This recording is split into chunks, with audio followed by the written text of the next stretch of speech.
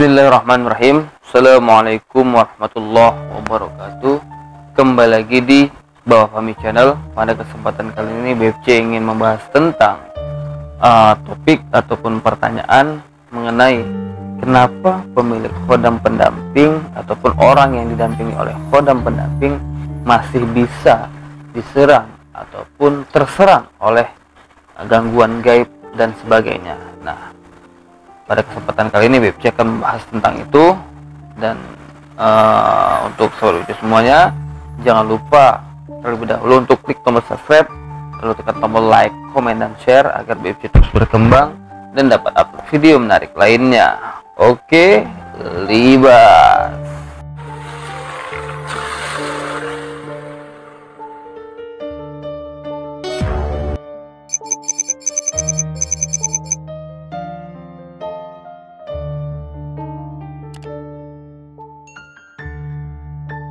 Seseorang yang memiliki khodam pendamping tidak menutup kemungkinan untuk dia bisa diserang oleh makhluk gaib lainnya ataupun diserang oleh pemilik khodam lainnya.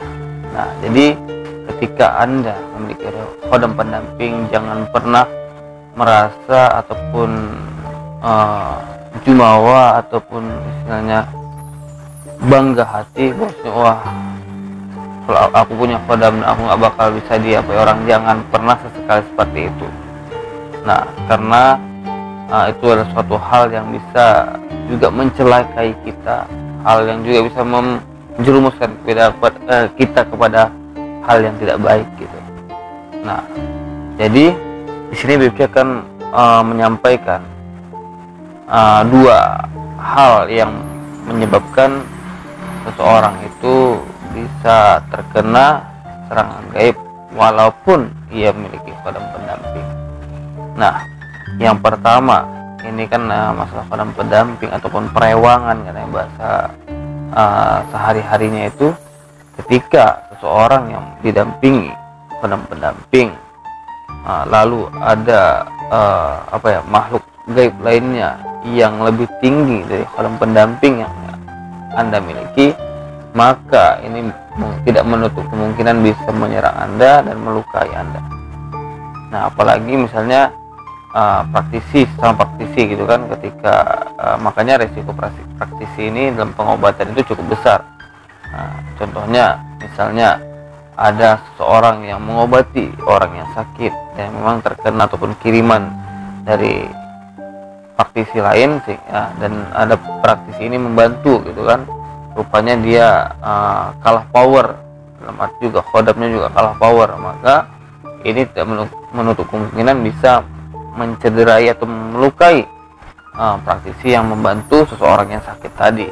Nah, itu yang juga menyebabkan ketika seseorang yang memiliki khodam pendamping bisa terluka, bisa terkena serangan dari makhluk gaib lainnya. Nah, jadi itu banyak terjadi.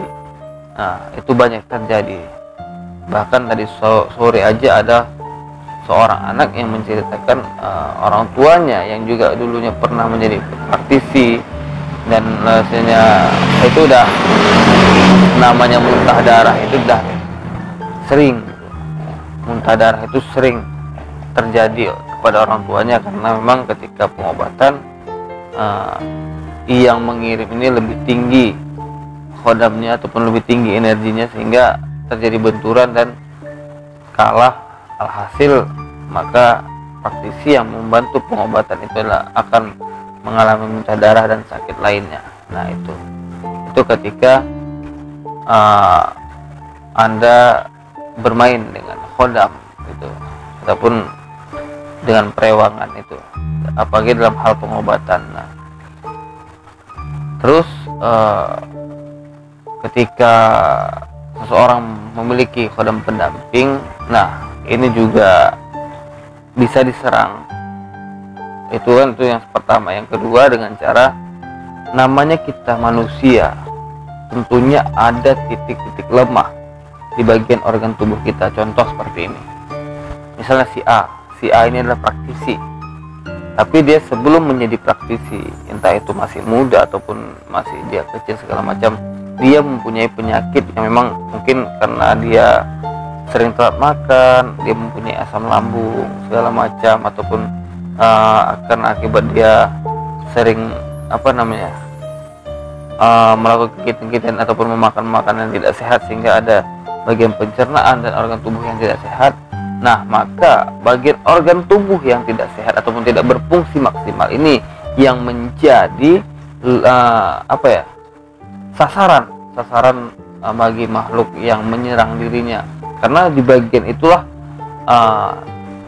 ia lemah gitu, dan mudah diserang. Maka misalnya contoh itu bagian ginjal atau segala macam, itu yang sering makan tidak ya mungkin merasa nyeri atau segala macam, dan memang ya bisa diobatinya, bisa dinetralisirnya, tapi disitulah sering menjadi serangan mereka, karena memang di titik-titik tertentu ataupun bagian tubuh tertentu, organ tubuh tertentu yang pernah sakit ataupun pernah mengalami cedera ketika ia belum menjadi praktisi, maka itu menjadi target utama bagi makhluk gaib yang menyerang dirinya, sehingga ia bisa mengalami nyeri, cedera, segala macam sakit, sehingga mengganggu konsentrasinya, sehingga ya itulah alhasil mungkin jadi penyakit segala macam. Makanya seorang praktisi ini juga beresiko besar, tapi ya namanya kita sudah menjalaninya, maka ya udah jalani aja gitu. Nah, makanya BPC juga pribadi jarang yang namanya menggunakan khodam segala macam. Makanya BPC sejatinya BPC itu ya menggunakan banyak zikir segala macam, doa-doa. Nah, kalau menggunakan khodam itu itu urusan yang maha kuasa aja gitu.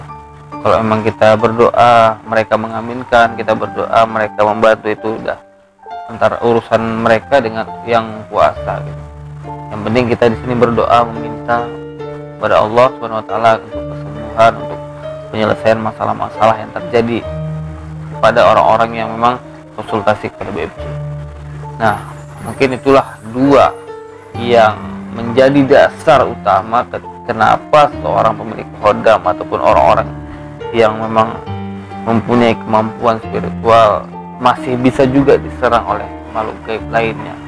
Nah, jadi yang pertama itu ya memang karena tingkatan, yang kedua itu adalah karena memang ada penyakit yang memang dulunya pernah ia alami, sehingga sudah menjadi menjadi kelemahan bagi praktisi tersebut atau bagi pemilik khodam tersebut.